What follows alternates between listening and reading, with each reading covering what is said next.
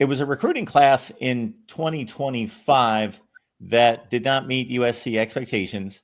Recruiting class now, because of all that's been revamped within the operation, that is number one right now.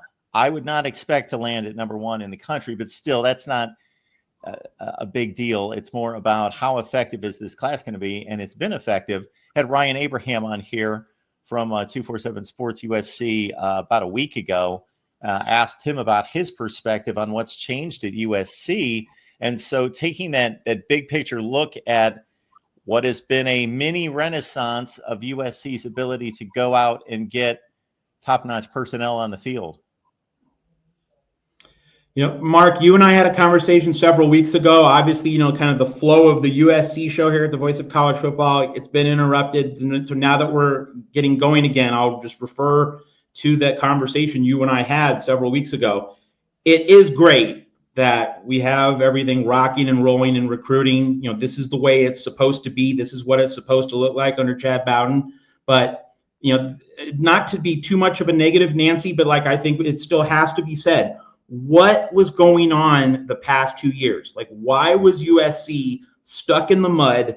Why was the program paralyzed and adrift? And why weren't these forward-looking administrative changes made? This program just wasted 2 years of everyone's time. My time, your time, Ethan's time, everyone's time, just paralyzed, in stasis and not reacting to the changes that were going on. So without question, it's great that USC finally got its administrative house in order. And it's really fascinating just to note that Chad Bowden comes in and boom, this was not something that took several months. This was an instant administrative, cultural, procedural change in terms of how business was done. And, one of the conversations we've had here at the Voice of College Football with USC was, what's going on with Dave Emmerich?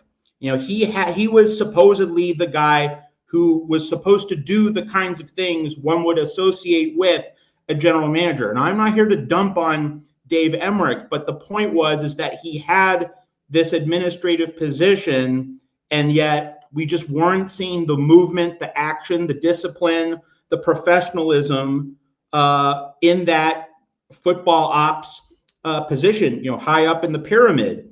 And so, what was Lincoln Riley doing? And what was Jen Cohen doing? And what was Carol Folt doing? Just, it seems as though just a lot of people are just standing around expecting things to happen because, USC is the PLACE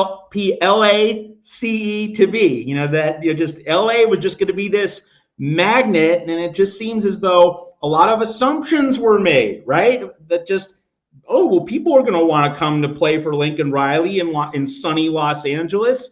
And there was a certain complacency and a lot of assumptions were made. So it seemed as though someone at some point finally got the clue.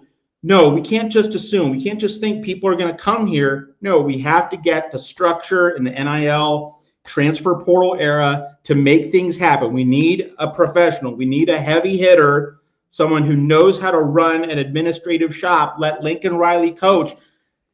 It took 2 full years to figure that out. That just slays me. So it is great. It is great that USC has its Trojan house finally in order. But it took 2 full years for a lot of educated people at USC to make that happen. That's going to sting for a little bit, especially Caleb Williams' last season in 2023, which was absolutely squandered.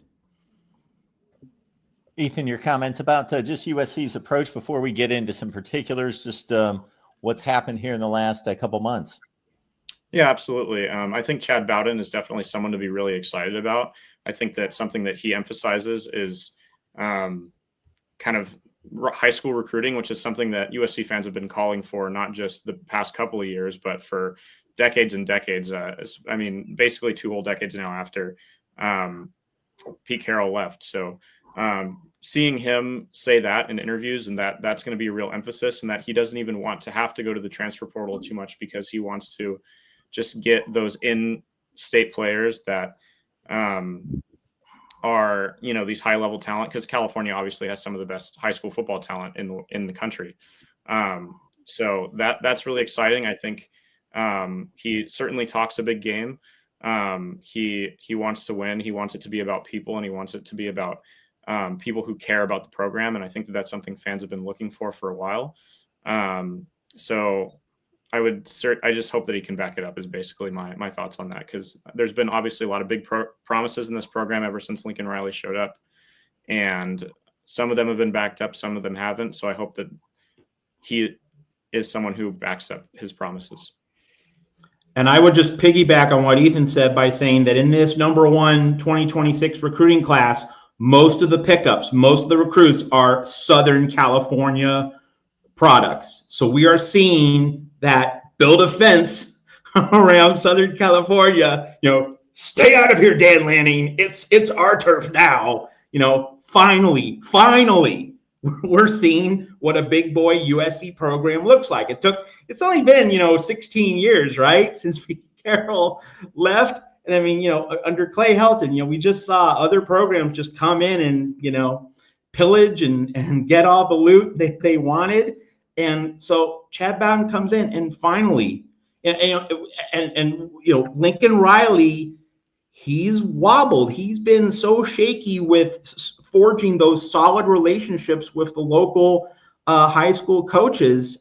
And so I'm so impressed that Chad Bowden's able to come in and, he's able to represent the program so well that Lincoln Riley's not that great track record somehow now doesn't really matter, at least to a certain extent. Like Chad Bowden's able to be the representative of the school and bringing in, assistants from, administrative assistants from Wisconsin, Illinois, Big Ten people, and he's able to just make the complete sales pitch. And so that also reinforces, what was Lincoln Riley doing, fumbling the ball so badly with high school coaches that now Chad Bowden's having to do all this. Now, I'm glad Chad Bowden's doing all this, doing it so well, but it also does magnify that Lincoln Riley was just spinning his wheels in terms of local Southern California recruiting for the longest time. It's still a head scratcher.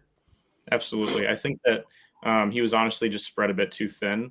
And I think that, these past couple of years have been some lessons in humility for him in terms of getting other people in the building who know what they're doing. And he stuck with Grinch too long. That was obviously a big problem. Got Danton Lynn into the program, and that made a massive change. So I'm hoping that similar to that is how this Chad Bowden thing kind of takes off for USC. But I think, to come in and have as much success as he had his first year, this was a program that, needed bigger transformations than the 1-year fixes. And so I think that those lessons in humility are paying off, but they've certainly been painful for the past couple of years.